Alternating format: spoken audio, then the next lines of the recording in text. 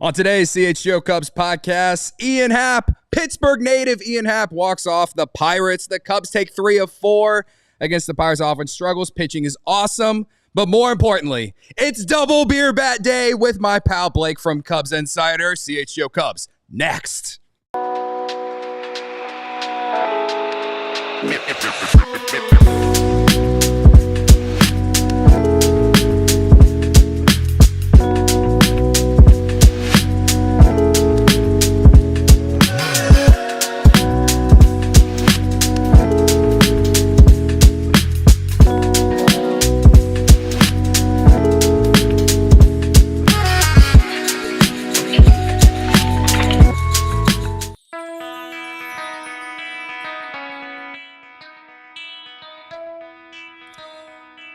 This is the CHGO Cubs podcast driven by Toyota. Let's go places and bet 365. Whatever the moment, it's never ordinary.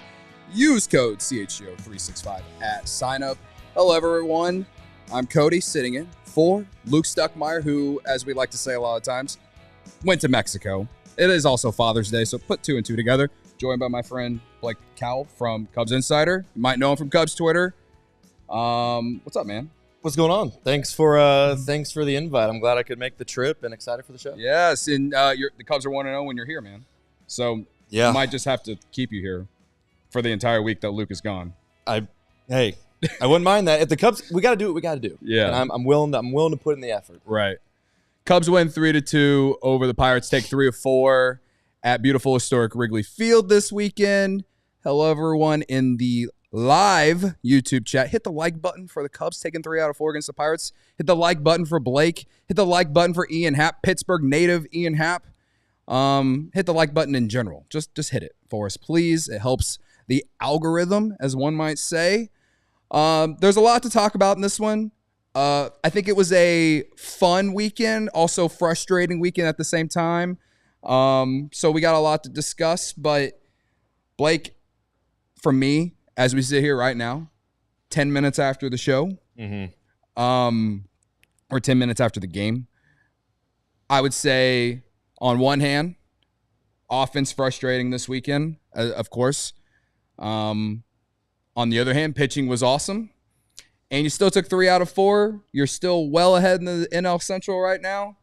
And good teams win ugly, man. And that's kind of my takeaway from this series. And it's just nice to win a series because you had lost consecutive series going into this one. And you're 3-1 on the homestand. 3-1 on the homestand. And here's the thing. The Cubs have yet to lose a game yet to lose a series against an NL Central opponent. They're winning within their division, something they struggled with last year. And they don't ask how you get them. I don't care if you win by 1 run or win by 10. It all counts as 1 win. I understand the offensive struggles are there. We'll get into that later. But the pitching was great. I mean, Colin Ray gives you a chance to win. Every pitcher this weekend for the Cubs gave them a chance to win. And when you get that, that's how you sneak out of a 4-game series against anybody with 3 wins. Yeah. No, it's just Colin Ray for sure surprised me a little bit today because I know this past week and maybe even a little bit longer, I've been a lot more critical of him just because there's been a lot of hard contact. But he gave up a few earned runs in the first inning and then kind of locked in. And you can say, oh, well, the weather helped him out. Couple fly balls, ended up staying in the park. Same thing happened again for the Cubs, too. I thought Seiya came close to hitting one out. Dansby came close to hitting one out. So maybe it all evened out in the end when it came to that. But it was a nice get-right start for me for Colin Ray. I think you looked up his numbers, his home road splits before the game or during the game, and he had an ERA under 4 at home and an ERA closer to 5 on the road. That doesn't surprise me one bit. But they needed a nice start from him today to go win the series. And Craig Counsell, he did exactly what I thought he did with the lineup. That last game against the Phillies, and today it worked out. And whether that's because it's the Pirates and not the Phillies, we can sit here and argue about that if you want, but he got some rest for some guys who needed it, and you still managed to win a game. And so I think that's the important thing. A win is a win. Like I said, you don't ask how you get him. And speaking on Colin Ray, outside of his 2 starts against the Reds, if you look at his game log, they're chances to win. That's what this starting rotation's been all season. With Shota being down, they don't have an ace. But they have a lot of guys that are pitching like we saw Craig Counsell with the Brewers for so many years. Those nagging starting pitchers that you don't really know a lot of their history. You don't really recognize the name on the back of their jersey too much. But that's why the Brewers were so good for so long, because they were constantly giving their teams chances to win. And like today, like you mentioned, the last 3 in the order, well, they had Turner, Birdie, and Reese McGuire toward the bottom of their order. That's generally not going to generate a lot of offense for them, and it really didn't today. But Colin Ray was that good that it didn't matter. And the bullpen was good too. Shout out to the bullpen. Yeah. Caleb Thielbar again, another clean inning.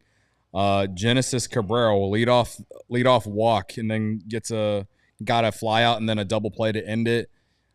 Chris Flexen, I think if we break down the extra innings here, Chris Flexen in the 10th inning was huge to not only not get blown up, but also like he didn't allow a run. And when you get to extra innings in this era of with the ghost runner on second base, when you don't allow a run at all, like that's key, where you have to go and find a way to score a run to win. And Ian Happ came through.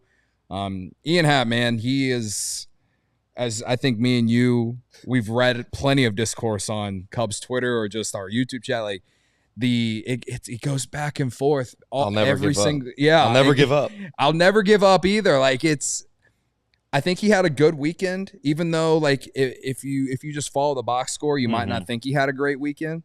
But he comes up with the big hit here. And honestly, really all he had to do there in that 10th inning was just hit the ball the right side at the very least, and he did that. And fortunately, it was in a hole, and we didn't have to sweat out a play at the plate. And I felt good about him coming in today. I thought he had a great matchup against Mitch Keller. Got under it a couple times against him, so he didn't really do any damage. But he did score the first run of the game for the Cubs when they came back down 2-0. Yeah.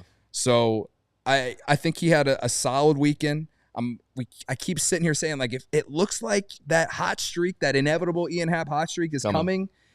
I felt like it was like that on the road, but obviously I don't know what it is at Wrigley so far this year, outside of a handful of games in April. Like it's been hard to score runs at home this year, and whatever, man. It's something, but I love the way they executed situationally these last 2 days. Friday, they really struggled with situational hitting.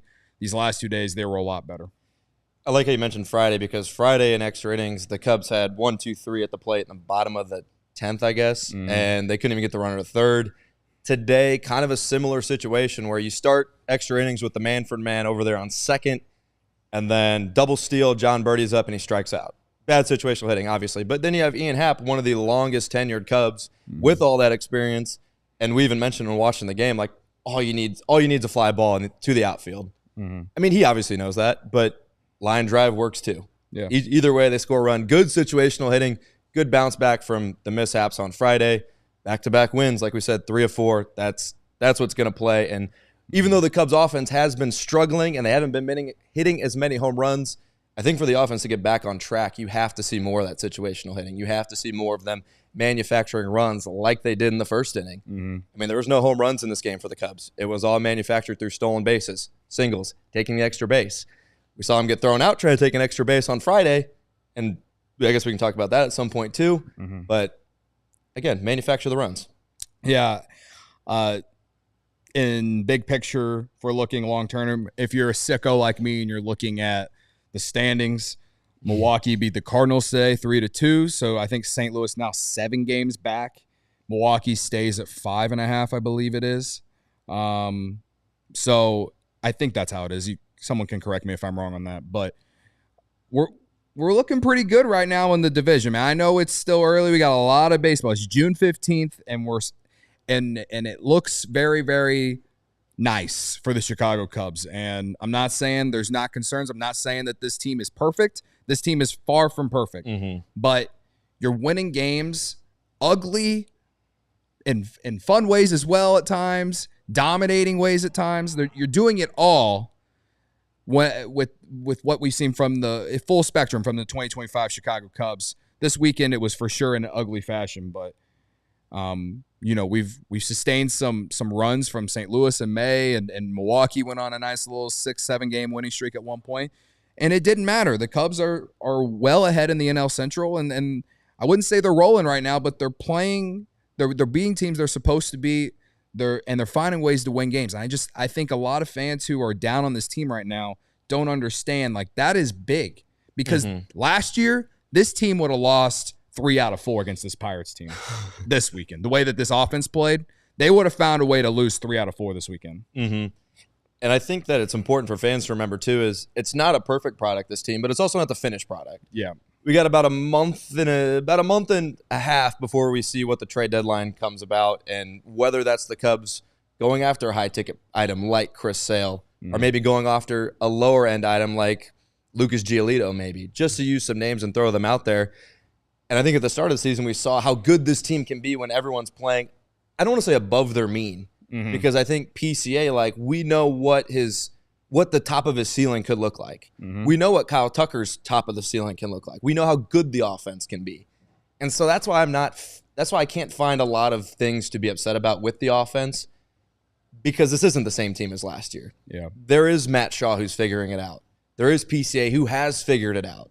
And there's obviously Kyle Tucker. So I see how, like you said, last year this team is on the flip side and they lose 3 of 4. But I also think that was what that team was. They were a team that couldn't win close games. They were a team that, toward the end, had Hector Neris coming in blowing those games. We don't have that anymore. We have a guy like Brad Keller. We have a guy like Chris Flexen and Drew Pomerantz with 0.00 ERAs. Yeah.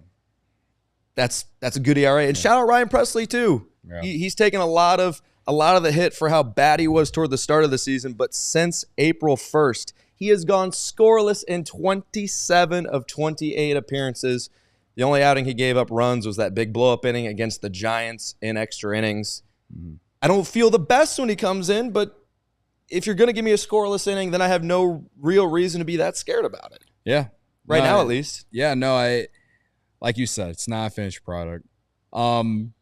Godfather, welcome back. He's in the chat. Says against a good team, they lose 3 of 4. I mean, that's kind of my point, though. Like, they're not playing their perfect ball right now, but they're also finding a way to win games, man. And they've beat good teams.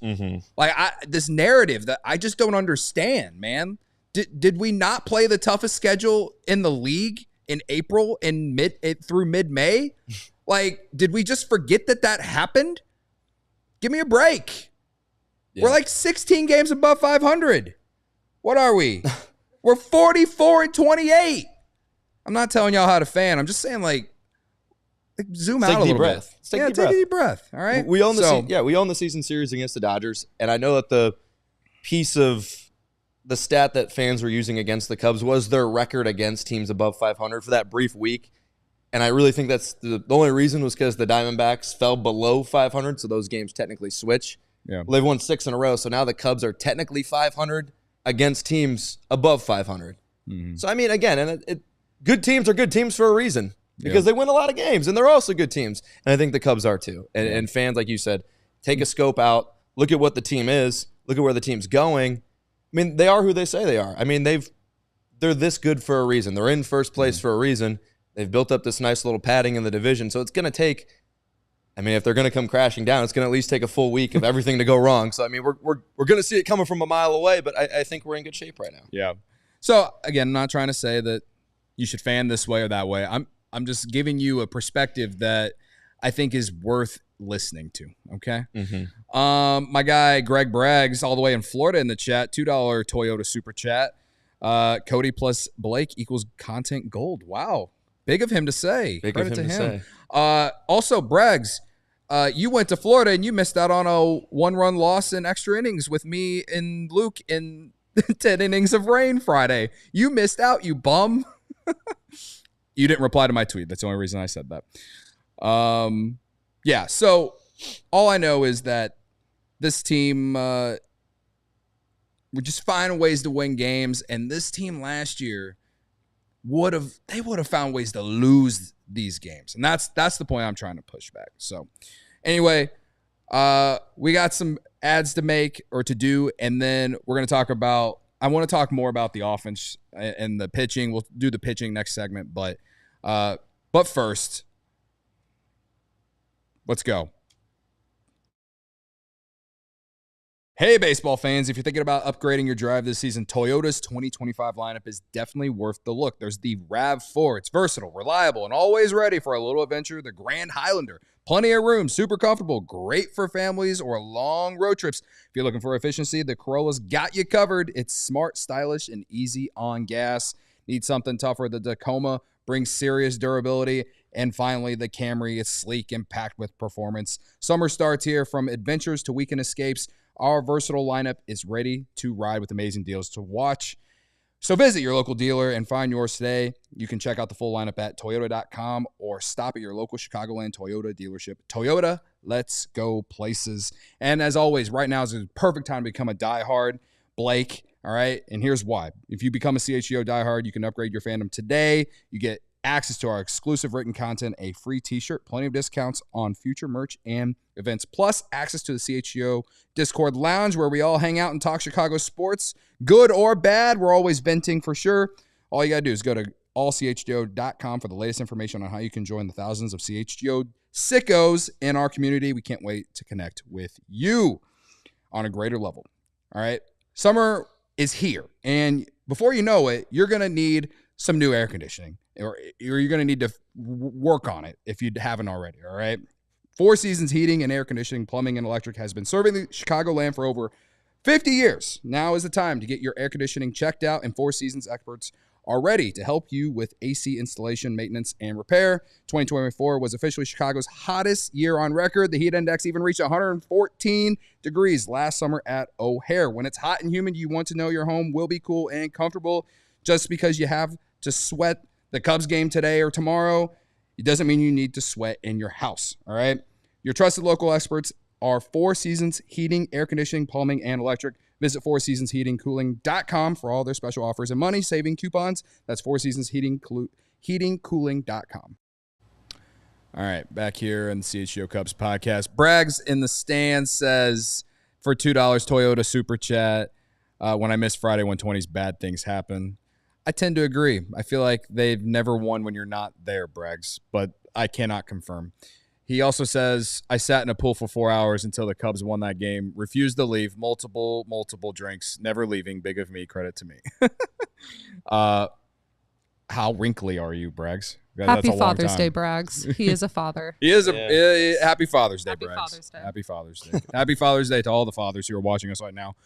And hit the like button and subscribe to CHGO Cubs if you are a father or a mother or a person. You're just anyone. If you're capable of hitting the like button and willing. Okay. So I want to kind of break down these last couple innings before we talk about the pitching in this one. And we talked in the first segment a little bit about the situational hitting being better the last couple days. I would say today there weren't a lot of opportunities after the first inning. And so the fact that they couldn't get anything going until like the ninth inning, that's a side, like that to me, that's a side topic or a side discussion. Yeah. But when they did get things going, that was the ninth and 10th inning. So the ninth inning, I believe it was 2 outs, a quick 2 outs, and then Swanson hit a 2-out single, and then Nico Hoerner comes up and shoots a double to right center. And at first, I thought that ball was rolling all the way to the wall, and if it did, I think they would have sent Swanson. I am glad that they didn't send Swanson, though, in this particular instance. So you got second and third with 2 outs, and my overreactionary, dumb fan self was like, okay, this is where we pinch hit Kyle Tucker. Craig Counsell decides to stay with Justin Turner, and he ends up grounding out to third. Now, I was told by many people on the internet that they were going to just walk him anyway, so it doesn't matter. And then they would have had to face, I think it would have been Reese McGuire. So all I'll say in that moment, I think you can make an argument that perhaps if you go with Tucker there, you are forcing the issue. Maybe you pinch it with someone else. Maybe pinch it with Kelly. I don't know. I am also, like, after I realized, like, they probably would have just walked Tucker anyway. I'm fine that they rolled with Turner. He has been a better situational hitter or hitter with runners in scoring position this year. That's been the one thing that he has been good at. Do you feel the same, or how do you feel about that situation? So, I mean, I also, fellow overreactionary fan here, sitting next to you on the couch, we had the same idea because I even made the tweet and said, why do you pull Tucker back? And everyone, like you said, flooded the comments saying, getting intentionally walked anyway. And I said, okay, well, runners on second and third with 2 outs compared to bases loaded, that changes the complexity of the game. Hit by pitch, a walk, those can both end it. I'm doing some digging. Dennis Santana has a 4.5% walk rate. That's good for 93rd percentile in Major League Baseball. So he doesn't walk a lot of guys, which, again, I see. And it's kind of a catch-22 at that point because they did walk him in the 10th inning regardless. So, I mean, in hindsight, it's 2020. You win the game. Like I said, I don't care how you get them as long as a win is a win. But I'll be curious to see what Craig Counsell says about it in the postgame. Like, if that was his thought process, then it really doesn't matter, I guess, if you pinch hit him in the 9th or the 10th. In my eyes, I'm thinking try and win it in the 9th regardless, because as a home team perspective with the new Manfred rules, you should expect the top of the 10th for the away team to score a run. You have a runner on second, no outs. You're expecting them to score a run. You still have the bottom half, obviously. They can intentionally walk him then. So it doesn't matter at the end of the day, but I had the same thought process of you as why did they do that? I guess it's just going to see what Craig says, because they walked him either way. Which was smart. Right. Yeah, and, like you said, it didn't end up mattering anyway. You get to the bottom of the 10th inning. I did say in my tweet where I was like, why are we not going with Tucker? I did reply to it saying, okay, yeah, maybe they would have walked him anyway. All I know is Turner better not be on second base whenever the bottom of the 10th comes up, and it wasn't. They put Brujan out there, and they ended up pinch hitting with Kyle Tucker, first batter, and they intentionally walked him. And then they both double steal. You got Tucker and Brujan at second and third. Birdie, I see a lot of people in the chat, like Christian says, having Turner, McGuire, and Birdie in the same lineup is nasty work. I mean, I've kind of felt bad for John Birdie. Like, I don't remember the last time he started a game for the Cubs. Like we all know this, that when you're not getting consistent starts and you're just kind of sitting on the bench, you're going out there for maybe pinch running. Like, he hadn't been any real game action in a while. To put him in a game today to face a guy like Mitch Keller, who I know was, win-loss record 1-9, ERA over 4. The Mitch Keller I know is really good. And Birdie did not look good today at the plate. Overall, he strikes out in that bottom of the 10th inning, and the feelings of them not situationally hitting here are looming. Like, if Happ doesn't get this done, this will be the reason they lose the game. I kind of felt like it was one of those games against the Phillies where they had an opportunity to score a run in the 10th inning and they didn't. I was getting those flashbacks. Obviously, Ian Happ ends up getting the big walk-off hit and, picks up John Birdie. But like Christian said in the chat, it is nasty work to have McGuire, Turner, and Birdie at the bottom of the lineup, and they still found a way to win the game. It's the Pirates. I don't care. Like, it was just a very ugly winning game, and it is what it is. But all I know is that if Happ didn't get the hit and it made an out and somehow they didn't score a run, we would have been sitting on this postgame talking about them not situationally hitting correctly in the 10th inning. And I'm just glad we're not sitting here talking about that. Results-based business is what baseball is a lot of the times. And like you mentioned, John Birdie playing with these other casts today on Sunday, nasty work. But John Birdie serves a purpose, and it's a necessary purpose, because we saw today former Cub legend Alexander Canario get some at-bats with the Pirates, and that's a guy that would have been in the similar position as John Birdie was. I mean, there's a reason Owen Casey's not up here. There's a reason Kevin Alcantara's not up here. There's a reason Moises Ballesteros not up here, because they'd ride on the bench and not get the certain at-bats they need. So would you rather have them sit the bench who aren't as fast as John Birdie and at least serve some kind of purpose? Because Birdie can play third. He can play second base. He played first base in the World Series last year, or in the playoffs last year. So, I mean, he offers a lot more than I think fans give him credit for. And And I think fans are all aware he's not supposed to do a lot on this team anyway. He's not a star. I mean, there's a reason why he doesn't bat third. So, I mean, I understand where everyone's coming from, and he had a bad strikeout there in the 10th that, again, this conversation could have been a lot different. Yeah. But as baseball is a results-based business, I'll keep it at that. I mean, I'd rather have John Birdie doing it than a Cubs prospect or a young guy that is rotting away. Sure, yeah. And luckily, John Birdie can fulfill that role for this team right now. Yeah, I mean, Justin in the chat says you play down to your competition. After you said DFA Birdie, you play down to your competition. Like, I get that, but the Cubs are in the middle of 26 games in 27 days. They have an off day tomorrow. I guarantee you, if it was up to Craig Counsell, he would have found a way to not play Kyle Tucker and Matt Shaw today. I'm just glad he didn't sit PCA too. You know what I mean? Like, this lineup, I don't disagree with a lot of you in the chat. Like, this lineup feels a lot like it did in that final game against the Phillies, right? Yeah. But they figured it out, and we'll see how they do against Milwaukee coming this week. But a much-needed off day tomorrow. And to me, like, Craig Counsell's just trying to get some rest for some of these guys who've been playing every single day. And also, someone pointed this out to me yesterday on Twitter. Like, Matt Shaw had kind of struggled the last week. He hit that homer in Detroit, and then he's had some kind of like questionable at-bats since then. Yeah. And so to me, it was kind of a good day to give him a day off. So if you're going to play Birdie for one day at third base, I can live with it. He didn't make any errors today. That's good. And I do think that there's value in Birdie as a pinch runner. If you want to talk about Birdie and his role in this team, I would lean to believe that him and Vidal Brujan, one of the two, will not be on the roster on August 1st. I would lean to believe, unless there's some injuries that allow the Cubs to keep both of them on this roster. But I would lean to believe that one of the two aren't going to be on there, because I know Craig Counsell's going to want one of those guys as a pinch runner late in the season, big moment. You know, they both got speed. There is value for them in a bench role on this team. Yeah, we talked about it while we were watching the game. You know, what could the Cubs do at the trade deadline? And one of the conversations we brought up was they're probably going to go after some kind of platoon bat, whether that's Justin Turner doesn't stick on this team for very long, or whether it's a guy like Birdie or Brujan for however long they stick. Because, again, you want to add somebody, but right now, even though the offense has been struggling, if you're going to add a bat, you got to get rid of a bat. Not a math guy, but a math guy. You got to get rid of one to add one.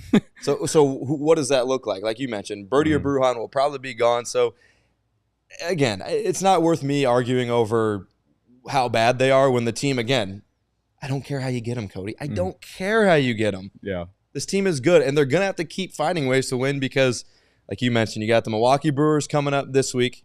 You got the St. Louis Cardinals coming up next week. I mean, those are your two main contenders to decide if you're going to make the playoffs or not, really. I mean, if you're looking how good this NL league is, one team from the Central might make it, and that might be it. And last year we saw that one team was the Brewers, and the Cubs didn't make it, obviously. Be good to flip the script on them. Good series this week, and that's why I think a lot of starters had a rest today. Get 2 days of rest. Palencia, we mentioned it, pitched 3 out of 4 games this series. Yep. It's good to get him rest. No Brad Keller today or yesterday. He's going to have some rest. So I think today was a situation where Craig Counsell said, hey, I feel confident enough to win this game because this game against the Pirates, yes, every game matters. But this series against the Brewers means a little bit more to the Cubs, and Craig Counsell as well. Yeah. David Snyder, punt the baseball, LMAO. I think bunting might work out better. I was actually kind of pro for bunting there with Birdie up at the plate. Didn't work out or didn't do it, and it didn't. I think they were also charging in. He was trying to hit it past them, just couldn't make contact, obviously. So, yeah, I think there's a lot of issues with this offense overall, and we've kind of talked about the situational stuff. I want to talk about overall the offense in this next segment after these ads, and we'll talk about the pitching as well and just how we overall sit going into next week. But first, our sponsors, Sarah. New vehicles are in store at Ray, Chrysler, Dodge, Jeep, and Ram, and this is your chance to score a great deal at the Employee Pricing Plus Sales event. Head to Ray CDJR on Route 12 today to choose from their huge inventory of new Chrysler, Dodge, Jeep, and Ram vehicles. Lease the new 2025 Ram 1500 Bighorn for only $419 a month for 36 months, or finance a 1.9% for 72 months. Plus, shop over 125 vehicles priced under $20,000. The team at RaceyDJR is here to help you during each step of your car shopping journey. With Ray's Price Promise, you can shop confidently with no add-ons or hidden fees ever. The price you see is the price you pay. So go check out our partner today to shop one of Chicago area's largest inventories. Find the right new vehicle for you. Don't miss out on the employee pricing plus sales event for huge savings on the Ram 1500. For more information, visit RaceyDJR today on Route 12 in Fox Lake or online at RaceyDJR.com. No matter what outdoor activities you prefer, it's always important to have the best view. Ride On Optics offer a full range of optics products so you can see clearly. Everyone can use a good pair of binoculars. You can bring to Wrigley Field if you're stuck in the 400 section, Blake. Ride On offers higher performance at a lower price. The perfect balance of performance and value. Won't break the bank as well. They have been around for over a decade. Every product receives a full quality control inspection. The Ride On Promise unlimited lifetime warranty not only covers defects, but also accidental damage from drops. All right, get a better look at everything as well with these binoculars. They are the best. The quality products you know you can trust. All right, check out the full line of Ride On products today at rideonoptics.com/CHGO. That's RITON optics.com/CHGO. All right, we're back here on the CHGO Cubs podcast. Barb asking, did Cody chug the beer bat? I might have fallen asleep. Barb, I'm pretty sure you didn't fall asleep. You've been just spamming the chat. But we're about to do it. So, Blake, have you ever checked out the beer bat segment of the show? I've seen it periodically. I'm supposed to count, right? Yeah, like okay. You're gonna like, because I'm trying to be Luke, but like you're being me today, so like you're gonna have to do some form of Luke Stuckmeyer like play-by-play here. I'll help out too. I have the timer up here, so at least we'll get that. All right, and also I said in the cold open, I said double beer bat. Blake is gonna do one before the end of the show. Yes. So I've already committed. No backing out. Yeah, he is committed. So this will be fun. Real quick, dedication.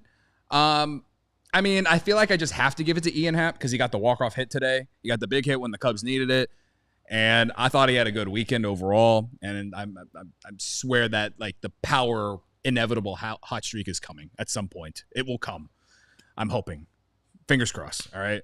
So, are we ready, Sarah? Are we ready? Yes. Let me grab the timer. All right. The quality beer bat is what, 10.25? No, it's below 10. It's below 10. It has to be below 10 to be a quality chug. Well, that's pressure. Is it? For me. That's pressure for me. I thought it was below 10.25. No. That's something I'm going to have to. Let's see if the 2.5 is the difference. I'm going to have to ask Luke Stuckmeyer on that one. Okay. Anyway.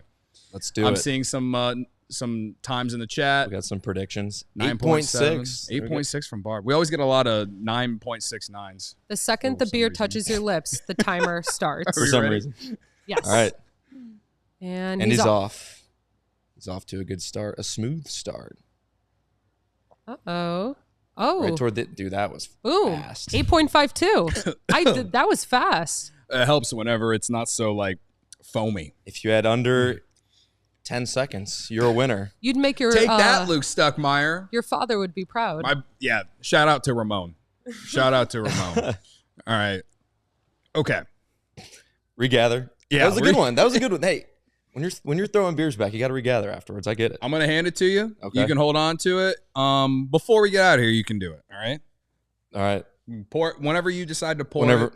I think I'm going to get a little fired up here when we're talking about the team, and then I think I'm gonna convince myself of having a good score here. So, okay, I'll give you some warning though. All right. So, the offense overall, I will not disagree with any of you. It sucks right now. This offense sucks right now, and this is what I keep telling people on social media. People who are in my DMs asking me about it. There's shout out to this guy, Derek. He sent me a bunch of Wrigley North flags from this printing shop that he works at. He's been DMing me on Instagram for the last couple days, asking me like, are we worried about the offense yet? Mm-hmm. And he said something to me the other day about like, I don't want to say I told you so, but like something, I told you so. And I'm like, just because they didn't score like any runs yesterday. I think he sent me that yesterday. And this has been my response to a lot of people, is that the offense carried this team for 2 months. Remember the first 2 weeks of the year, the bullpen was trash, right? Everyone thought this bullpen was going to be trash again. We're going to be sitting watching a bunch of blown saves, right? I have not added a lot of games to the games we gave away folder this year, all right? The bullpen has been one of the best in baseball since April 19th, all right? The starting pitching has been up and down without Steele and Shota, but I would say in the month of June, outside of maybe a few bad starts from Colin Ray or Ben Brown, it's been awesome and has actually picked up the slack on the offense not being as good as it was in April and May. Now, my concern or my hope, I guess you could say, is that this is just, a tough stretch for the offense. Kind of like in 2016, how they kind of struggled on offense going into the All-Star break. They won that one game before the All-Star break, and then they took off again after the All-Star break, right? It's not 2016, I understand that. But this team, I don't know if they still do, but last I checked, they had the best run differential in baseball, all right? And they lead baseball, or at least top 5 in baseball, in many, many offensive categories. My point my overarching point that I'm getting at is that this offense carried this team for 2 months.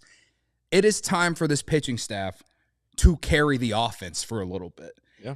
But this offense needs to figure it out. And I'm asking at bare minimum to manufacture runs, have good situational hitting. And yes, they did that the last couple of days. They did not do that on Friday.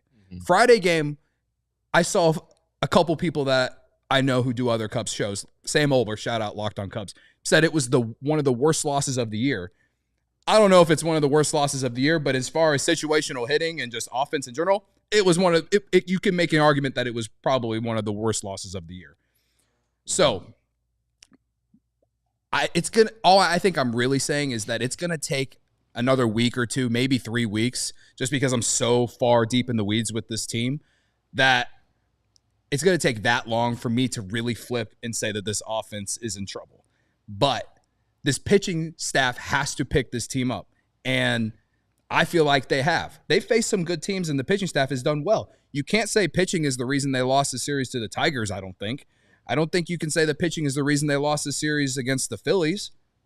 So all I'm asking is for this pitching staff to continue to do what it's doing and for the Cubs to find ways to hit when it matters most. And that's when you got guys on second and third in the 10th inning and you just trying to walk off the Pirates and hit the ball to the right side. Or yesterday when one of the runs they scored was, I think, what was it? Someone got Nico Hoerner hit a single. Nico Hoerner hit a single. He hit it, stole second base. Matt Shaw hit it to the right side. Hoerner got to third base on that ground ball. And then I want to say it was a sac fly by Ian Happ. Yeah. Like, that's good situational hitting. It's not pretty. It's not anything to get all excited about, but that is the bare minimum of what I'm asking while this offense is kind of in its funk.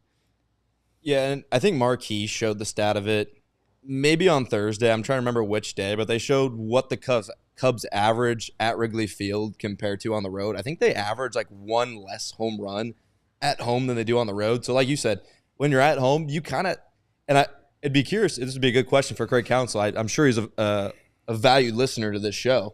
So if you are listening, Craig, I am curious, does his strategy as a manager change at home when they're playing at Wrigley Field, knowing that it's not been a good hitter's ballpark? We heard Jed say it in his off-season exit interview last year of this was a tough park to get runs at last year.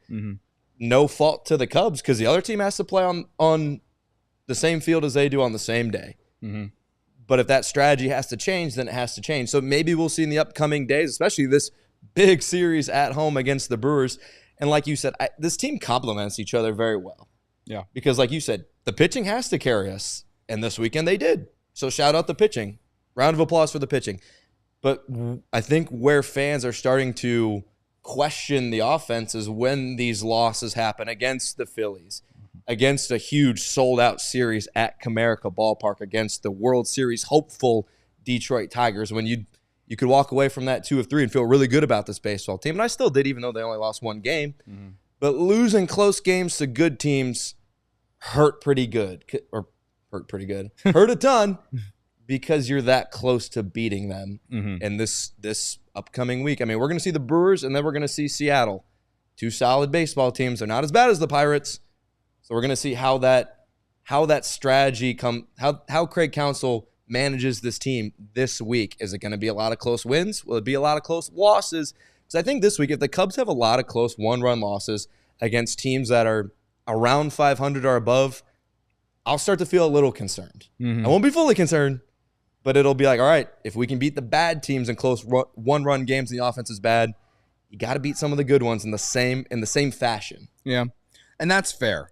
And that's why I'm saying that if this offense is going to struggle and the wind's going to blow in when the Cubs are at home and blow out when the Cubs are on the road, which, by the way, is incredibly frustrating, you got to find ways to score runs via not the long ball. Now, Saturday, the winning run was via the home run. Somehow Swanson clubbed one out of here.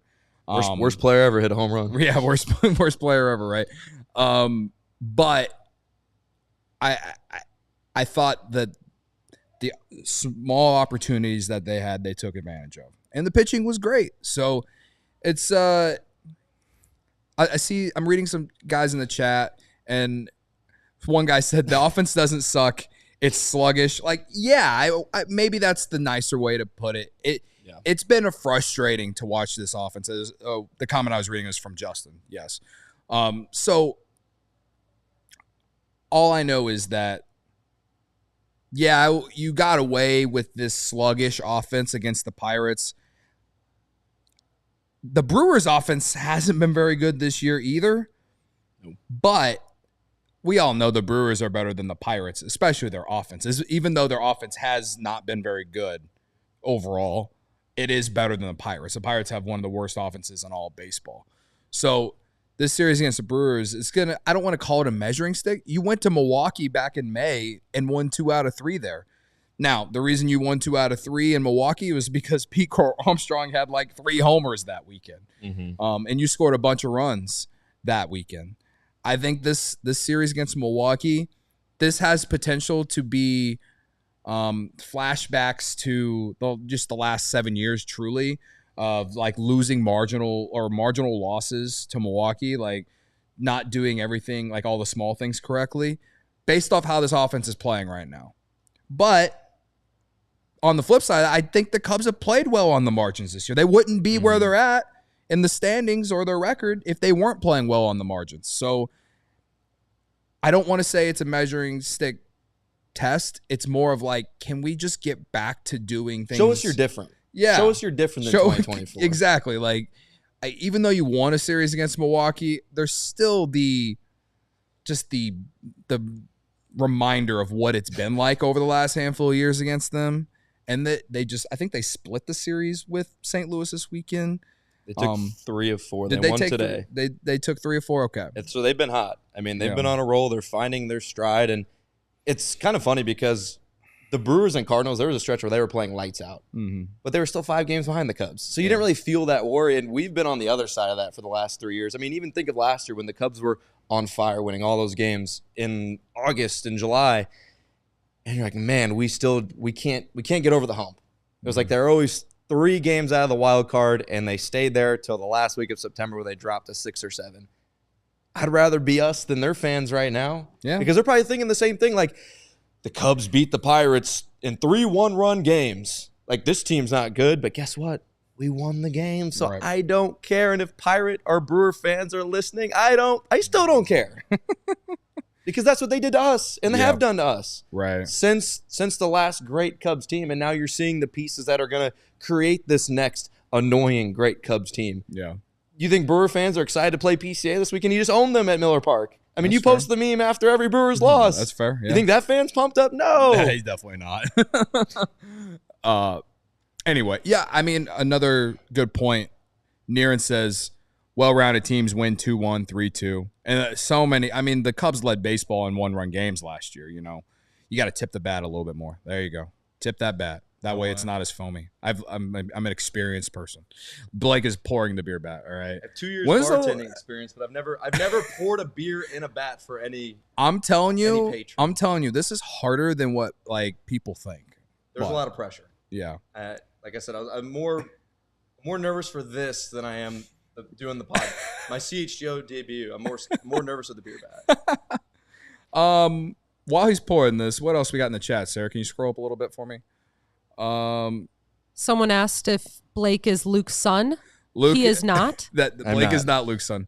I mean, I guess I can kind of see it with like the hair color and a little bit. Well, yeah. so someone, I think it was Craig earlier. Yeah, they said if the Cubs win a playoff series, you need to grow out a mullet, and or you need to grow out a mullet. I need to grow out a mullet. And I have I have an old takes exposed of mine from your guys' show before the season where I made a comment. I have the screenshot, and I know someone else has it. If PCA wins the MVP this year, I will dye my mullet blue. It's out there, and I will stick by my word. Yeah. So whoever's watching, clip this, because I'll stick to my word. It'll be a weird conversation with my employer while I walk in with a blue mullet, but I'm willing to do it for the Cubs. Okay. If there's a PCA MVP. So. Have you placed a bet? No bets placed. Just a lot of pride in my mullet. I'm plus 4,000 on Bet365 for me. We're just riding. You didn't do anything crazy today, but I think he's right there. He's right there. 4-WAR player almost on June 15th. That's pretty good. Okay. Blake, how do you feel right now? Nervous. It's not my favorite beer, but I've seen you do some IPA chugs in the past, and luckily it's not that. Yeah. Who are you going to dedicate your beer to? So I think I got to do my dedication. I got to give it to my father. That's Father's Day. There you go. Dedicate it to Jeff Cowell. I know you're watching. Best dad ever. But I also want to dedicate it to all the Brewer and Cardinal fans that are so annoyed right now that the Cubs are still 5 games ahead of you. And you guys played good baseball, but I don't feel sorry for you. So let's do it. All right. Sarah, you ready? Yes. All right. When the beer hits his lips, he's tipping it back. Okay, here we go. There we go. He's taking We're off. Two-hander. Oh, my God. Yeah. Oh, wow. Okay, Blake.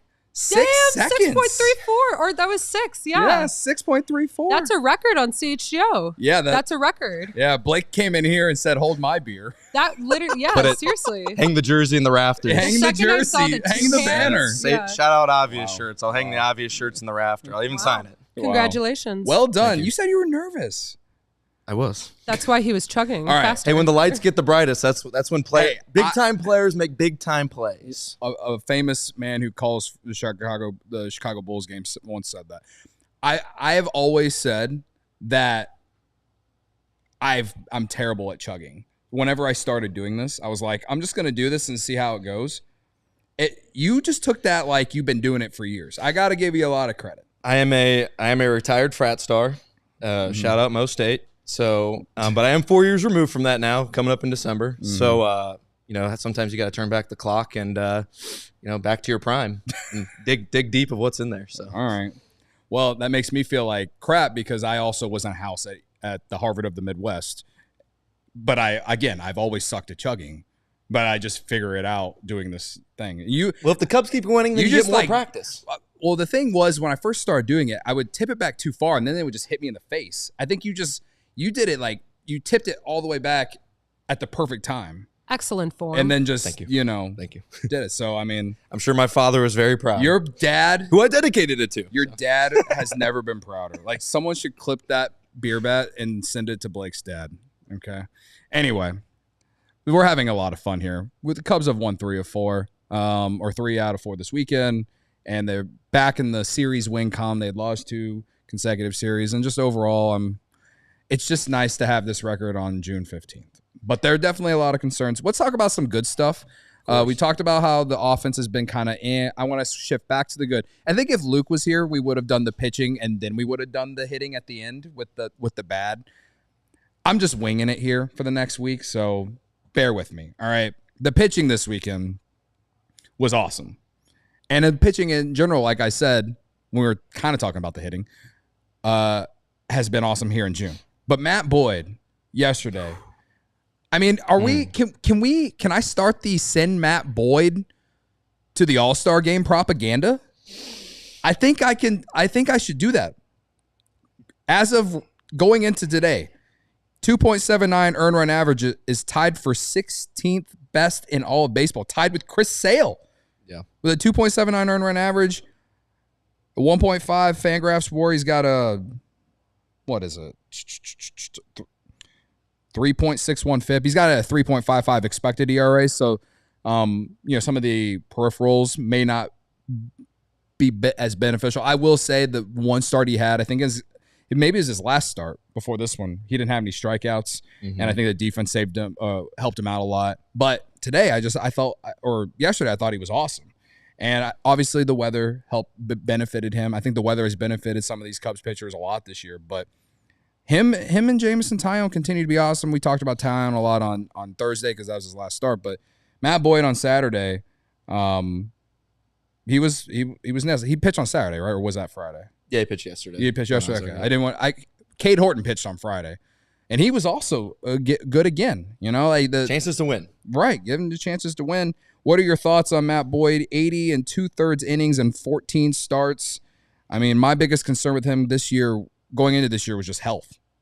I think that was a lot of people's concern because I am definitely on the record saying if he was your only big starting pitcher acquisition, then that's a fail on Jed Hoyer's part. Mm-hmm.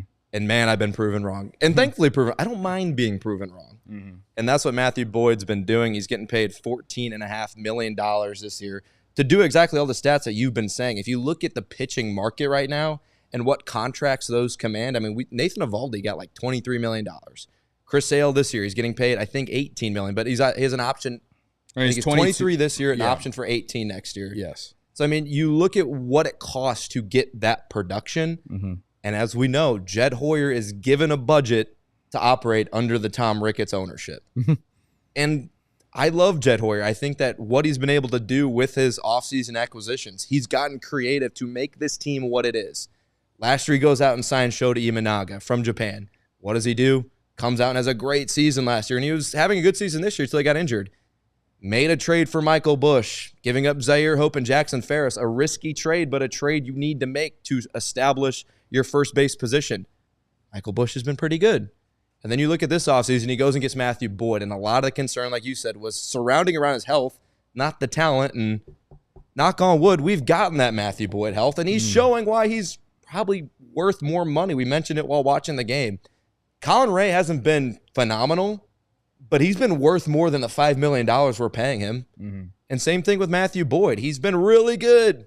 And he's worth way more than $14.5 million this year. If you go into a playoff series with Shota Imanaga and a trade deadline acquisition, which I'll put my hat in the ring for Chris Sale, that's who I want, and then Matthew Boyd, I'm taking that over a lot of different teams in the NL. Probably not a healthy Dodgers, but I think I'm taking that over the Mets. Mm-hmm. I think I'm taking that right neck and neck with the Phillies because Zach Wheeler is so good.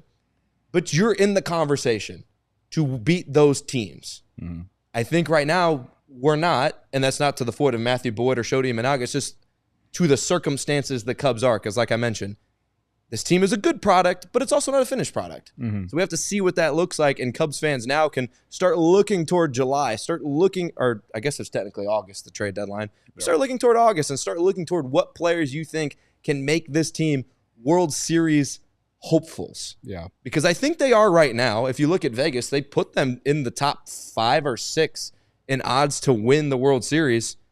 But, man, another starting pitcher puts you as a World Series favorite, which I'm not afraid to say it. The Cubs are World Series hopefuls. But you can be World Series contenders with 1 or 2 really solid moves. And a lot of that has to do with Matthew Boyd, 1, staying healthy, but 2, answering the bell and stepping up to pitching to way above what they're paying him. Yeah. Michael in the chat says, when do we stop saying the weather benefited a pitcher and just give him credit? Same with Taillon. When do Cub fans start to respect him? Listen, I just sat here and said that should I start pushing propaganda for him to make the All-Star team? But at the same time, though, he had a start where he had 0 strikeouts. And on Saturday, he had 3 strikeouts, only 1 hit allowed, and 6 innings. Listen, it's good, and I think that he is making a strong case.